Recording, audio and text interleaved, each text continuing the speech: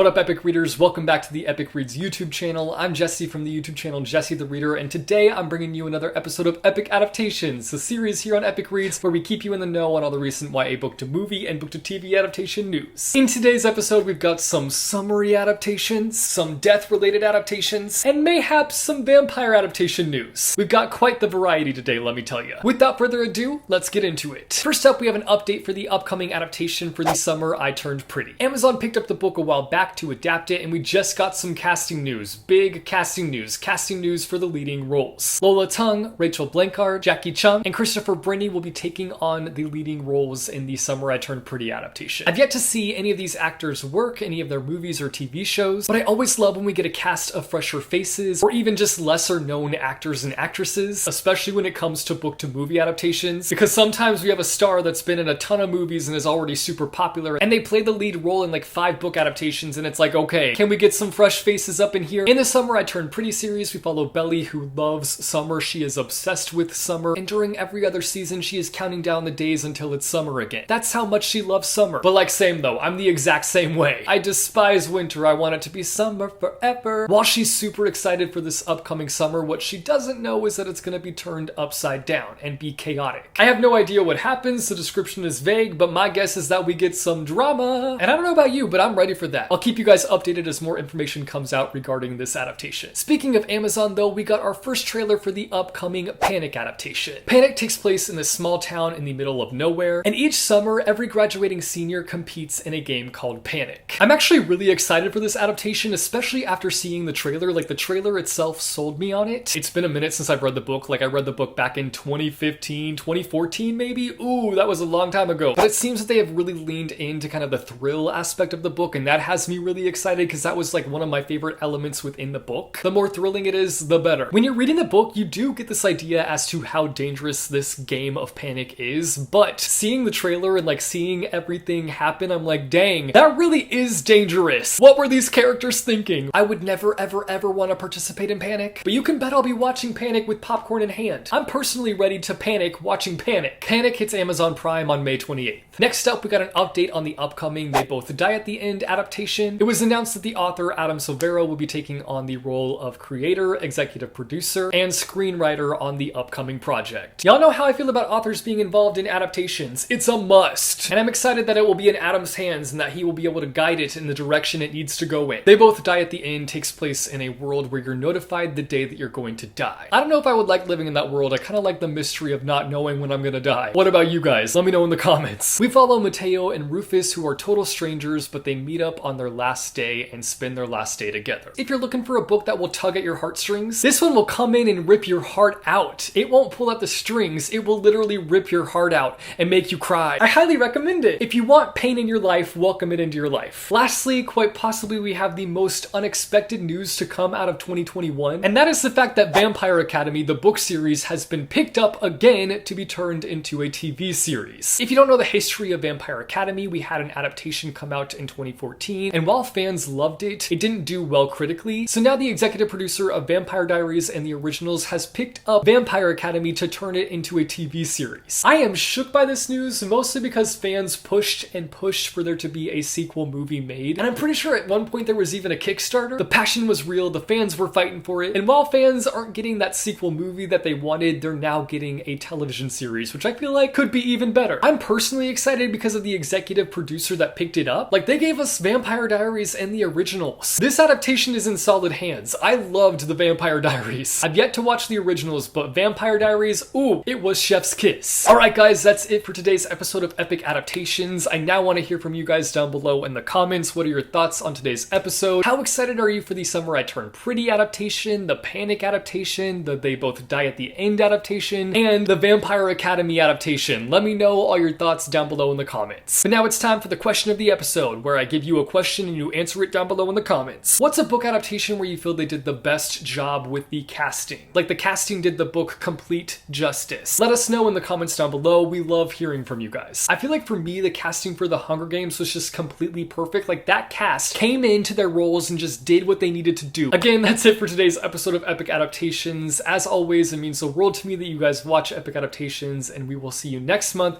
with another episode.